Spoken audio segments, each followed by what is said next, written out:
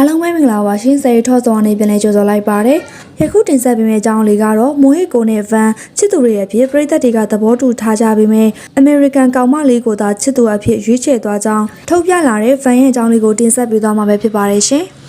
ဗန်အခုချိန်မှာဘရာဇီးဖိုက်တာဘန်နိုဂျာကိုအနိုင်ရရှိခဲ့ပြီးကမ္ဘာချန်ပီယံကမ္ဘာကိုပူပူနွေ့နွေ့ရရှိခဲ့တဲ့သူတစ်ယောက်လည်းဖြစ်ပါတယ်ဘန်နိုဂျာလိုဖိုက်တာအကျန်းစားကိုအနိုင်ယူပြီးချန်ပီယံကပတ်ကိုရယူနိုင်တာကြောင့်မြန်မာပြည်သူတွေကြားထဲမှာဂုဏ်ယူစရာဖြစ်နေခဲ့တာလည်းဖြစ်ပါတယ်ဒီထဲမှာမင်းသမီးမိုဟစ်ကိုကလည်းအပါအဝင်ဖြစ်လို့နေပါတယ်မိုဟစ်ကိုဗန်သဘောအကြဆုံးမင်းသမီးတစ်ယောက်အဖြစ်ဝန်ခံထားတာကြောင့်ဗန်နဲ့မိုဟစ်ကိုပြည်သက်တွေကသဘောတူနေကြတာလည်းဖြစ်ပါတယ်။ဒါကြောင့်မိုဟစ်ကိုနဲ့ဗန်ကိုမကြာခဏစကြပြီးမိုဟစ်ကိုလည်းဗန်ကိုအမြဲတမ်းအားပေးနေမယ့်အကြောင်းကိုပြောဖူးတာပါရှင်။ချန်ပီယံလူပွဲနေ့မှာလည်းမိုဟစ်ကိုကဗန်ကိုအားပေးမယ်ဆိုတဲ့ကြိအတိုင်းတိုက်ရိုက်လင့်ကိုကြည့်ပြီးတော့ကြည့်ရှုအားပေးခဲ့တာလည်းဖြစ်ပါတယ်။ဒါကြောင့်ပြည်သက်တွေကသူတို့နှစ်ဦးကိုချစ်သူအဖြစ်ပုံမမျှော်လင့်နေကြပေမဲ့ဗန်ကတော့သူ့ရဲ့ချစ်သူကောင်းမလေးကိုချပြလာခဲ့တာလည်းဖြစ်ပါတယ်။ဗန်ရဲ့ချစ်သူကောင်းမလေးကအများထင်သလိုမိုဟစ်ကိုမဟုတ်ပဲအမေရိကန်နိုင်ငံကအသက်တူရွယ်တူကောင်းမလေးတယောက်ဖြစ်နေခဲ့တာလည်းဖြစ်ပါတယ်။ဒါဟာကမ္ဘာချန်ပီယံတူဖြစ်ပြီးနေ့ကြီးညကြီးမီလီယံနာဖြစ်သွားခဲ့တာကြောင့်သဘောကျတဲ့ကောင်းမလေးတွေက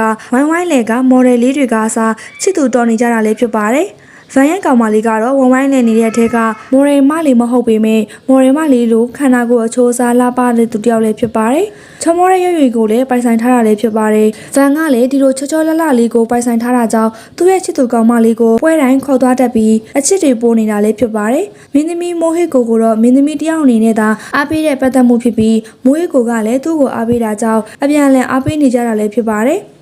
ဗန်ကသူ့ရဲ့ချစ်သူကောင်မလေးကိုချပြလာတဲ့အပေါ်ပြည်သက်တွေရဲ့အမြင်လေးကိုလည်းcomment မှာရေးပေးခဲ့ကြပါအောင်ရှင်ဗီဒီယိုလေးကိုဆုံးအောင်ကြည့်ပြီးရတဲ့လည်းအားလုံးကိုထိုးကျေးဇူးတင်ပါတယ်နောက်ထပ်လည်းဒီလိုအမှုပညာသတင်းတွေကိုတင်ဆက်ပေးသွားမှာမို့ကျမတို့ရဲ့ channel လေးကိုလည်း subscribe လုပ်ပေးခဲ့ကြပါအောင်ရှင်